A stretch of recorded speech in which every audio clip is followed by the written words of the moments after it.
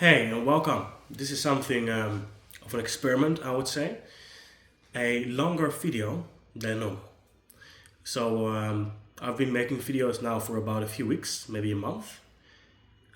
Before I made videos as well, and those videos were primarily focused on making videos about attraction, being more attracted to girls, attracting more girls. But at a later time, I thought, hey, this doesn't really resonate for me. It doesn't really feel like the right kind of content for me. Also because I'm a psychologist and I'm planning on starting for myself in a few years. Right now I am between jobs, going from online psychologist to a consultation room psychologist. After I've done that for a few years, I have enough expertise and experience to start for myself and to start a own business. And I thought, when I start that business, I don't want to have an online brand where I talk about how to attract more girls, because the main intention of this business will be to help people find themselves, help people heal themselves, and just overall clinical practice, right? Sitting down, inviting clients over, having talks with clients.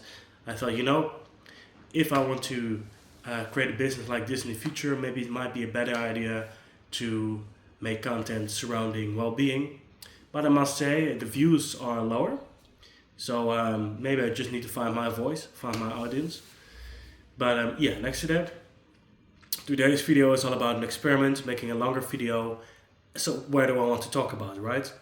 So right now I would love to talk about ways to perhaps find more structure and meaning in life, according to a psychologist, so according to me right now. And I must say I'm a new psychologist. I've been doing this work for 1 year.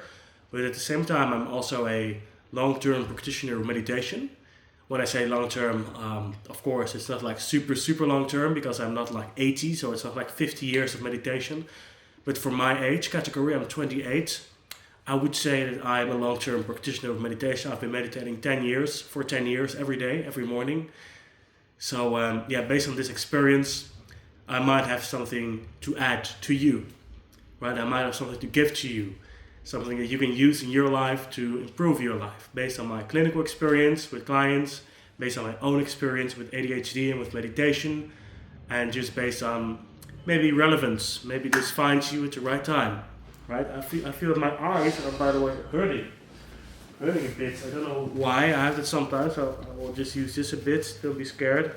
There's going to be one long video. So tips that have really helped me in the last year. So I already said before in this conversation, I have ADHD, and before I used ADHD medication almost every day, maybe even every day, a couple of times a day I used ADHD medication. This helped me during the bachelor's and during the master's program of psychology. I'm very grateful for it, but at one point, especially when I started to go into practical internships, especially when I started to work with clients, I found out that being on ADHD medication wasn't going to work anymore. I noticed that when I was talking with clients and I was on medication, I was too intense. I couldn't communicate with them the way I wanted to, right? I couldn't empathically connect with the clients the way I wanted to. So I decided to stop medication. But this meant that I was jumping into the deep water. This was incredibly scary for me. I've been dependent on ADHD medication for 4 to 5, maybe even 10 years before that. During my whole school career, I was using ADHD medication, and it helped me to go through all the exams. And now I was finally finished with all the studying. I was going into the field of psychology, talking with real clients, and I stopped using medication. So then I knew for me, it was like, wow, this is scary stuff, right? I'm jumping into the deep water. So for me, I really needed to find ways or methods to really significantly improve my cognitive performance and my concentration. So of course, I had been meditating in that time already for some time. I was already meditating for, let's say, 7 years. It's now, let's say 8 to 9 years. Okay, it's about 1 year ago, or maybe 2 years ago that I stopped using the meds.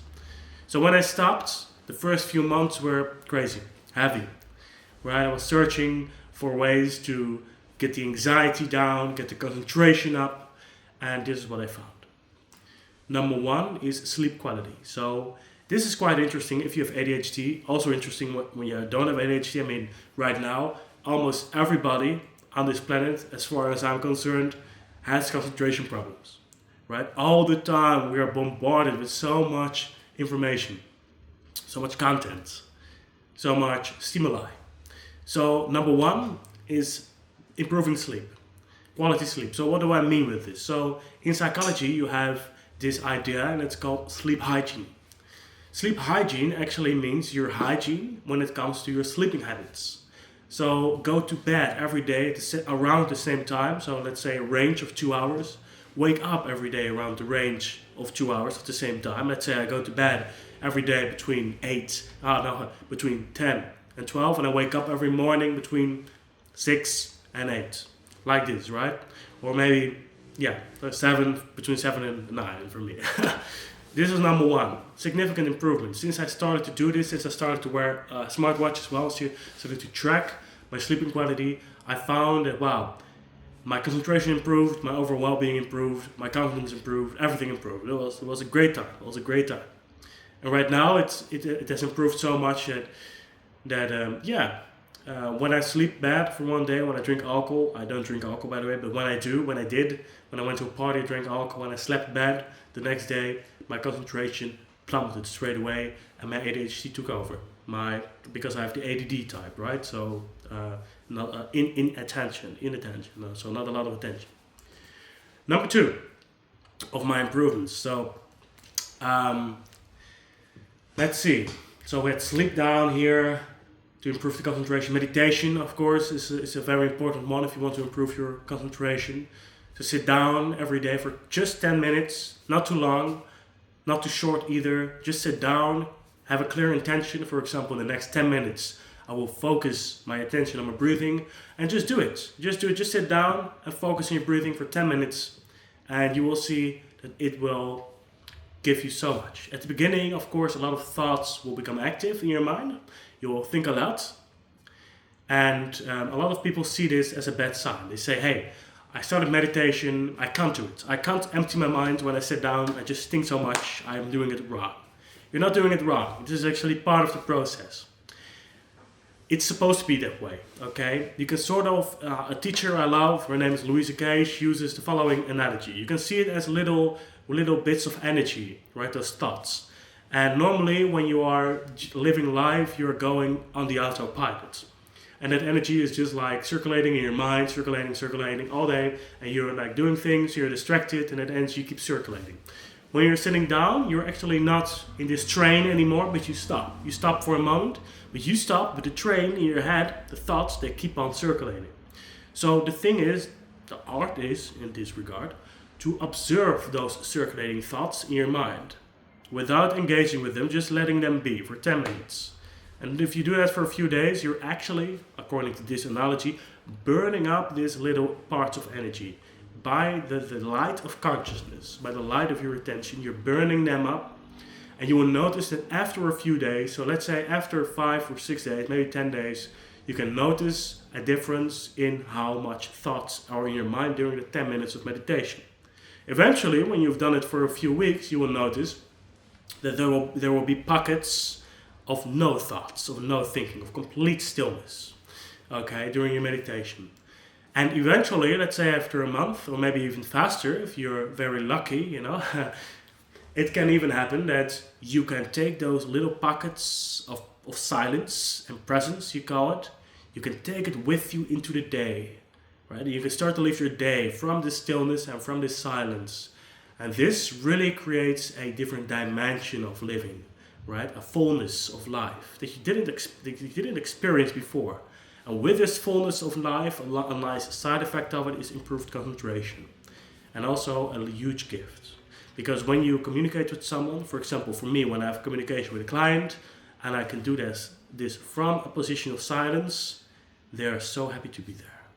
They love to share everything, and you create this safe space for them. A safe space to share. So I think that's it for today. Random video, not non-scripted as well, just a talk. And so the 2 tips of this video is number 1, sleep, especially when you have ADHD. There are a lot of papers out right now that suggest that ADHD might be just a sleep problem. That if you fix your sleep, you fix your ADHD, so that's number 1. consistent sleep, good sleep hygiene. So go to bed every day at the same time, wake up at the same time, cold room when you go to bed, no caffeine in the evening, no eating just before bed, no phone use in bed, no phone use in the morning. All kind of things, you can look it up. It's called sleep hygiene. And then the second part of meditation, the power of meditation, just sitting down, sitting there and noticing that, wow, just for 10 minutes, set the intention, I'm just going to sit here, focus on my breath, observe my thoughts, observe the aliveness in my body, and just do this for a few weeks and see the differences. You'll notice that your life is going to change for the better. So this is number one. I will probably make more of those longer videos like we're doing right now. This is the first one. I don't expect a lot of views. I don't expect a lot of comments. Actually, none at all. I don't expect anything from it. But yeah, I would love to share and love to learn, because I feel that if I do this more consistently, let's say once a week a video like this, that not only my communication skills in English will improve, because English is of course not my first language is Dutch, so that my communication skills in English will improve, and I would love it to be the start, the foundation of this brand, that I want to create a brand where we can help people stand in their own power, give people psychology related, spirituality related therapy and help for free on YouTube, where they can just have the tools that you learn in therapy, but just have them here right now at your disposal to use in daily life, so that you can improve your life and also improve the lives of the people around you. So that's the intention of this video. I wish you a wonderful day, and if you're still watching, thank you so much. I do appreciate you, and have a good day, okay? Thank you.